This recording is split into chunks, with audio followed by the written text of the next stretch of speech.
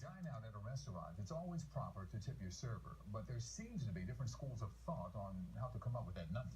So do you tip on the pre or post-tax amount on the bill? Good question. Nicole Brewer went to an expert in etiquette to find the answer. Yeah, I got a few lessons while I was there. And who knew the American Academy of Etiquette was actually founded here in the Delaware Valley? Now, it certainly came in handy when John and Cherry Hill wrote in to ask, are you supposed to tip on the pre or the post-tax amount? It's a good question, John, especially since so many of us dine out so often.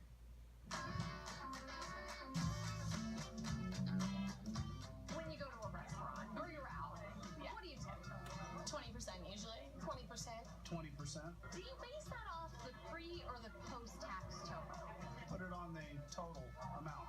So that would be after tax. It's just easier and they deserve more. Should you tip on the pre or post-tax total? You can tip on the pre-tax total. Lisa Richey is the founder of the American Academy of Etiquette. She says it's proper to tip on the pre-tax total, but encourages folks to round up. I like my way better. I feel like the most important thing is that you're generous if you've received good service. For sit-down wait service, 15 to 20% is standard. At a buffet, it's 10, but not according to Richey. I still think it should be 15 to 20%.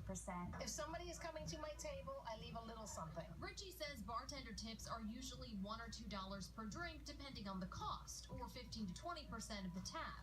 If you're picking up, I don't think I tip for takeout. According to Etiquette, you can skip the tip, but if it's curbside delivery or a complicated order, 10% is suggested.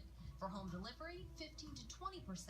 They're wasting their gas, or they're killing their car. If it's a restaurant that you frequent often or a delivery service that you're using, absolutely, it's a great way to build a relationship. If you receive bad service, Richey says you should still tip. I believe in karma a lot. I'd give them a couple dollars just because they're there. And before leaving that bad review, go to the owner and let them know what happened and give them an opportunity to make it right. I think you have to be gracious. We all have bad days.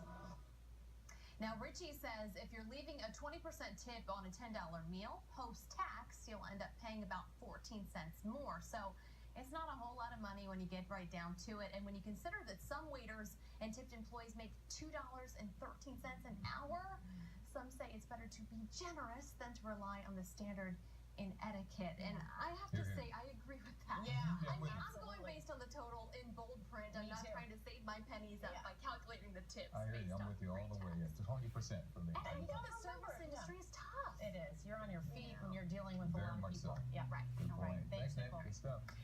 And what you're